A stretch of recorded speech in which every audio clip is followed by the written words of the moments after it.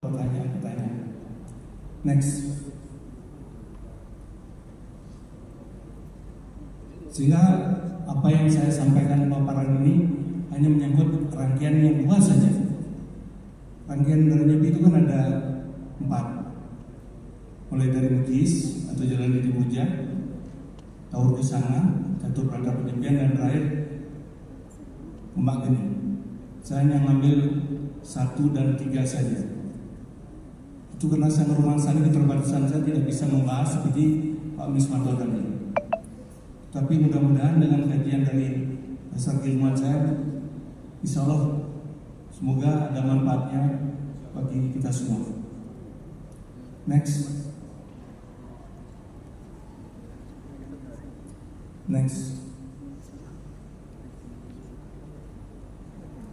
Menjawab pertanyaan yang pertama, mengapa umat Hindu melaksanakan Mekis atau melasti itu di sumber air? Saya yakin karena latar belakang adanya tahun baru Saka itu adalah sifat-sifat manusia zaman kali. Jadi tahun baru Saka itu kan dimulai dari Masehi 78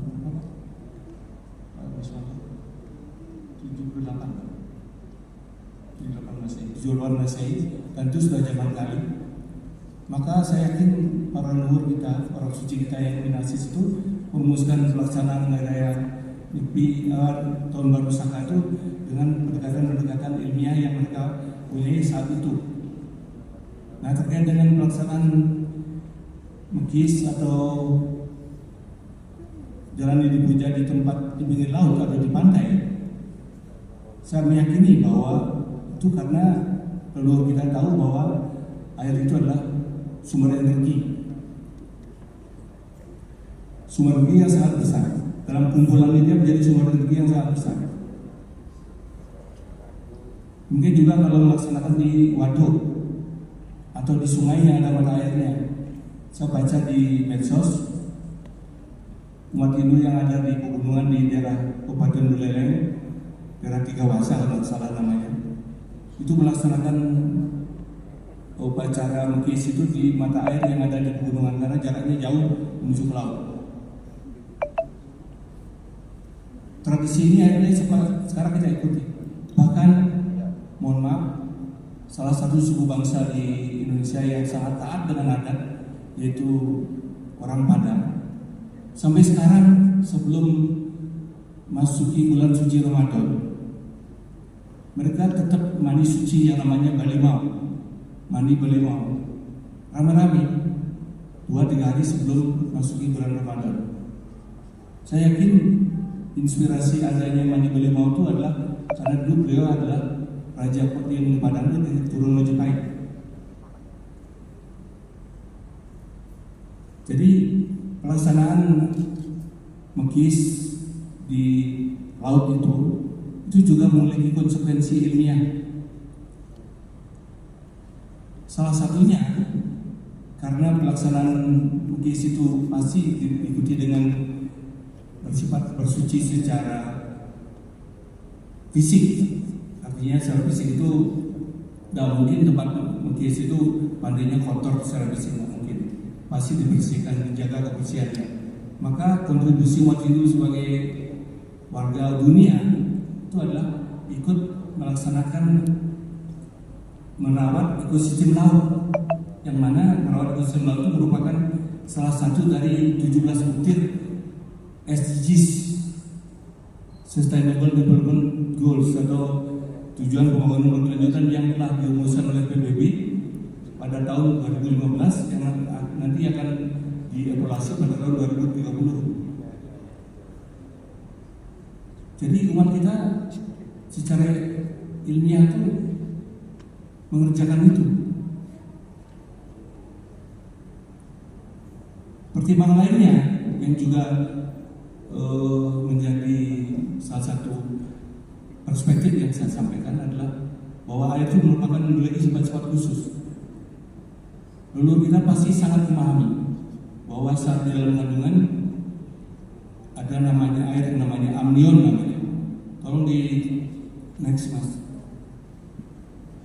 Gambarnya itu nggak nampak mas. Nah ini amnion itu air yang dilindungi kita saat dalam kandungan ibu. Itu fungsinya luar biasa. Tanpa adanya air ini kita tidak bisa lahir dengan selamat. Tidak dikonsumsi oleh kita dalam kandungan, tetapi berguna untuk menjaga supaya terbebas kita dari cacat akibat tekanan. Diinspirasi oleh hal ini, saya yakin leluhur kita akhirnya sangat menghargai air itu sebagai wahana yang sangat pas untuk melaksanakan ritual-ritual suci.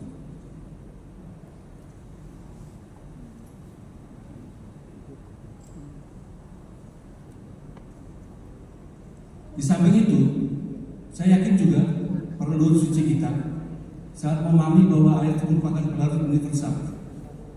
Tubuh kita ini secara umum terdiri dari 80% air. Proses metabolisme biar tubuh kita sehat secara umum itu dibantu oleh adanya air. Tanpa air, kehidupan itu tidak mustahil, termasuk pada dunia hewan dan tumbuhan. Saya kira latar belakang itulah diantaranya yang menyebabkan bahwa leluhur kita melaksanakan pelaksanaan KIS atau jalan ini itu dekat dengan sumber air. Jangan lupa juga air itu memiliki air sebagai ciptaan dari yang ini yang merupakan bagian dari unsur Pancamahabhuta, salah satu unsur Pancamahabhuta. Ya, itu memiliki 3 sifat yang luar biasa. Dalam suhu rendah dia padat, dalam suhu normal dia cair, dalam suhu tinggi dia menjadi gas.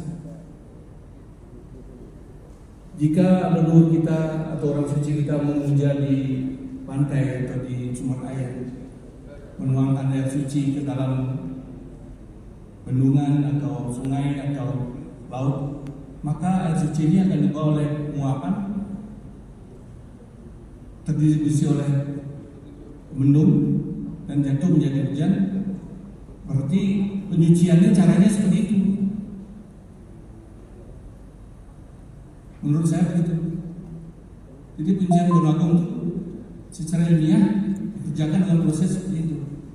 Apakah leluhur kita memahami seperti itu? Saya yakin juga memahami. Itulah perspektif saya.